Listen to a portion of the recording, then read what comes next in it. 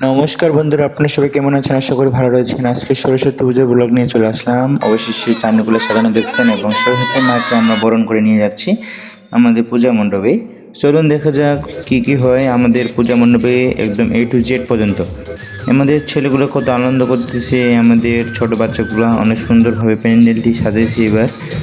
কিন্তু দুঃখের বিষয় একটাই যে আমাদের প্যান্ডেলের কাপড়গুলো অনেক ভালো দেয় নাই, তাই এটা একটু দুঃখের বিষয়। এরপরে আমরা সন্ধ্যাবেলা ফুল সাজানো শুরু করে দিলাম। আমার মায়ের যে প্রতিমাটা রাখা হয়েছে সেখানে আমরা সাজিয়ে একদম অনেক সুন্দর করে ফেলছি। চলুন দেখা যাক কীভাবে সাজাচ্ছি এবং কি কি করছি, কোন কোন ফুল দিয়ে সাজানো হয়েছে। সিকিয়ার ফুল রয়েছে, আবার চিকচিকি ফুল রয়েছে। দেখতে পাচ্ছেন আপনারা এই যে সরস্বতী পুজো 2024 চাঁদনিকুলা, তার বাইরে আমরা এভাবে সাজাইছি। কেমন হয়েছে একটু কমেন্ট করে বলবেন। স্বল্প আয়োজনে সাজিয়েছি, বেশি কিছু সাজাতে পারি নাই, আমাদের যা আর কি সামর্থ্য হয়েছে তাই দিয়ে সাজিয়েছি। আপনারাও শুধু কমেন্ট করে বলবেন, আর অবশ্যই সরস্বতী ব্লগটি শেয়ার করে অন্যদেরকে সুযোগ করে দিবেন। এই যে দেখতে পাচ্ছেন আমার ভাইস্তি কি সুন্দর করে নাচতেছে। সন্ধ্যা 4টার সময় উঠে ফলমূল কাটা এবং কি পুরি যে বেলানো সুন্দর হয়েছে। আমাদের ভাগিনা পুরি বেলতেছিল, তারপর আমাদের সুমন ভাইস্তাও তার পুরিটা দেখুন কেমন সুন্দর হয়েছে। আবার পুরিটা হয় নাই, সে আবার কালো দিল। এখন আমি পুরি বেলতেছি, আমার পুরিটা কেমন হয়েছে একটু কমেন্ট করে বলবেন। এই পাশে আমার ভাইস্তা চন্দন, সে ফের পুরি ভাজতেছে, আমরা এদিকে বেলে দিচ্ছি তাকে। সন্ধ্যা 4টার সময় আর কি আমরা পুরি ভাজছিলাম। আমাদের ব্রাহ্মণ আসছিল 5টার সময়, পূজা শুরু হয়েছে 6টার সময়। তাই আপনারা অবশ্যই দেখুন ভিডিওটি শেষ পর্যন্ত, তাহলে বুঝতে পারবেন। অবশেষে আমাদের পূজা শুরু হয়ে গেল। চক্ষুদান করবে মায়ে, তাই আমরা কিছুক্ষণের মধ্যে কাপড় দিয়ে ঘিরে ধরবো। এই যে অলরেডি কাপড় দিয়ে ঘিরেই ধরলাম, দেখুন মায়ের এরপরে পূজা করতে আমি সংকল্প, তাই দেখুন আপনারা আমি কিভাবে সংকল্প করি এবং শেষ পর্যন্ত থাকবেন। দেখুন আমি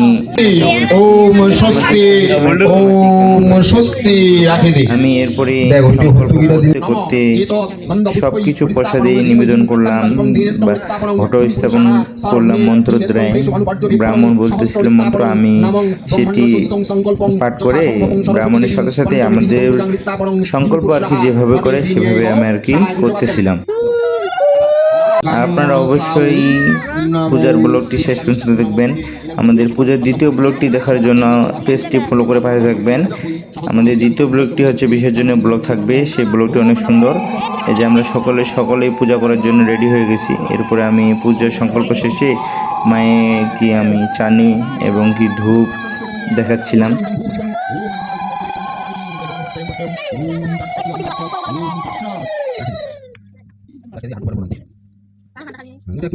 এরপরে তো আমি পাখাটা দেখাইছিলাম, দেখতে পাচ্ছেন আপনারা। মাকে একটু বাতাস দিলাম, তারপরে আমাদের কিছুক্ষণের মধ্যে যজ্ঞ শুরু হয়ে গেল। ব্রাহ্মণ দেখতে পাচ্ছেন আমাদের যজ্ঞ শুরু করে দিছি।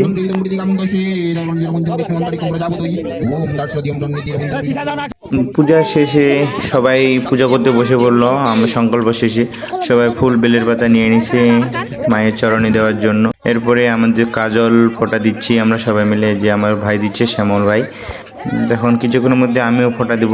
চলুন দেখা যাক কীভাবে ফোঁটা দিই আর আমাকে কীভাবে ফোঁটা দেয় আমার ভাই। আর এই পাশে আমার বোনগুলো সবাই মিলে ফোঁটা দিচ্ছে, মা বোনেরা রয়েছে, কাকু কাকিমা সবাই পূজা করলাম। সকালবেলা পূজা করাটা অনেক আনন্দের। অনেক মা বোনেরা সকলে চন্নামের গ্রহণ করতেছে ব্রাহ্মণের কাছ থেকে। কিছুক্ষণের মধ্যে আমাদের ব্রাহ্মণ যে দক্ষিণা দিয়ে বিদাগি দিতে হয়, সেই বিদাগি এখন আমরা কিছুক্ষণের মধ্যে সবাই মিলে আলোচনা করে কত দেওয়া যায় সেটা ডিসকাউন্ট করে এখন সবাই দিয়ে দিলাম। 1405 টাকা দিছি ব্রাহ্মণকে আমরা। এরপরে মা বোনেরা যে রয়েছে তারা মাকে আরতি করতেছে।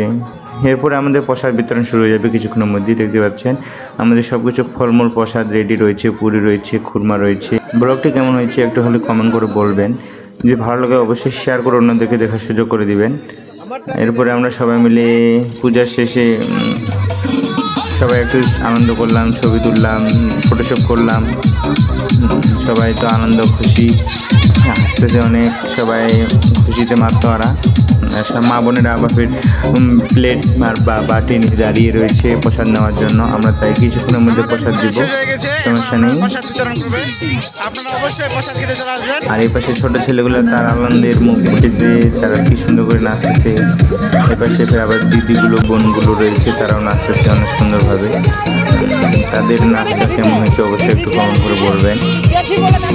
যদি ভালো লাগে অবশ্যই ভিডিওটি শেয়ার করে আবার বলতেছি।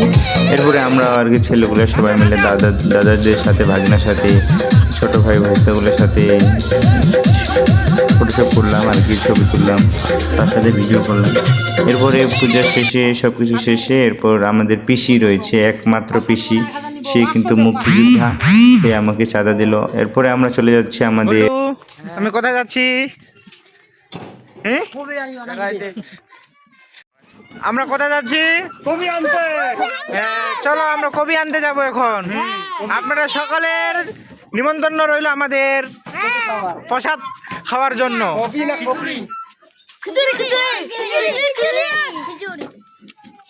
এই যে আমাদের ড্রাইভার ছিল সামনে, সুমন ভাইস্তা, সে কিন্তু আমাদের ড্রাইভার। কবির নেওয়ার সাথে সাথে আমরা একটু খড়িও নিয়ে নিলাম, যে খিচুড়ি যে রান্না করবো সেখান থেকে খড়ি নিয়ে নিলাম। আমার এখানে প্রতিবেশী একটা দাদা রয়েছে, তারা কিন্তু খড়ি বিক্রি করে 350 টাকা মন করে খড়ি নিয়ে নিলাম, 2 মন আমরা, দেখতে পাচ্ছেন। এরপর খড়িটা নিয়ে এরপর ছোট ছেলেগুলো আবার ট্রলিটা নিয়ে যাচ্ছে, দেখতে পাচ্ছেন আপনারা, ঠেলে ঠেলে ট্রলিটা নিয়ে যাচ্ছে। কবি চড়াবো এখন কিছুক্ষণের মধ্যে, আমরা কবি গাড়িতে তুলে ফেলবো। আমাদের এই ছোট ট্রলিটি অনেক কাজে লাগতেছে কিছু কিছু জিনিস উভানোর জন্য, আপনারা দেখুন। তারা কিন্তু ছোট ছেলেগুলো আবার অনেক উৎসাহ এই ট্রলিটা ঠেলার জন্য। এদের তারা ছোটরাও কাজ করতেছে অনেক সুন্দরভাবে, একটা একটা করে কবি উঠিয়ে দিচ্ছে। পাতাকপির পিস ছিল 10 টাকা পিস। আপনারা যদি কত দাম তা একটু কমেন্ট করে বলে। আমাদের ভাই ছিল, কাকু ছিল, দাদা ছিল, সবাই মিলে আমরা কবি নিতে চলে আসছি, দেখুন আপনারা। এরপর আমরা কবি নিয়ে যাচ্ছি আমাদের বাসার দিকে, মানে পূজা মণ্ডপের কাছে। পূজা মণ্ডপের কাছে আসে দেখি যে আমাদের সাসপেনে খিচুড়ি রান্নার জন্য চুলা খোলা হয়েছে। এখন আমাদের মা বোনেরা, বৌদিগুলো সবাই মিলে তরকারি ভুয়ে দিচ্ছে। কিছুক্ষণের মধ্যে আমরা রান্না বান্না শুরু করে দেবো। চলুন দেখা যাক ভিডিওটি। আস্তে আস্তে পর আসতে আসে।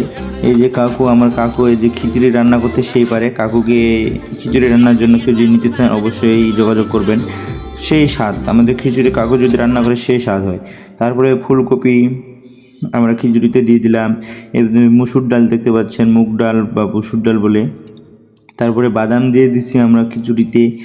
তারপরে হচ্ছে র্যাঙ্কার কালাই নাকি এটা মোটা কালাই বলে সিদ্ধ করে দিয়ে দিছি। তারপরে আমাদের খিচুড়ির যে ভাবটা রয়েছে, সেই যে খিচুড়ির যে ফ্লেভারটা আমাদের কোনো তৈরি হয়ে গেছে। এরপরে দেখুন আমরা খিচুড়ির পানি সব কিছু দিয়ে দিয়েছি, চাউল দিয়ে দিয়েছি। এখন সিদ্ধ হওয়ার পালা। যে আমার ভাইস্তা চন্দন, সে কিন্তু রান্না করতেছে। আমার ওইদিকে কাকু 2 সাসপেন খিচুড়ি আমরা চড়া দিয়েছি।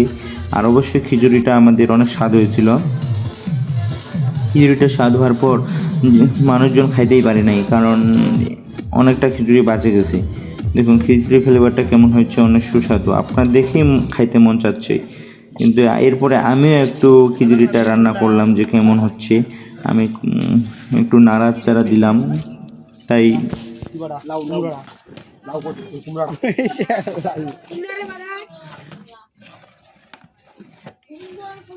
আমাদের প্রসাদ অনেক স্বাদ হয়েছে, আপনারা অবশেষে 2 সাসপেন খিচুড়ি রেডি হয়ে গেল। শুধু খাওয়া দাওয়ার পালা এখন বাকি রয়েছে। আর এদিকে তো আমরা সবাই ছোট ছেলেগুলো খাচ্ছে।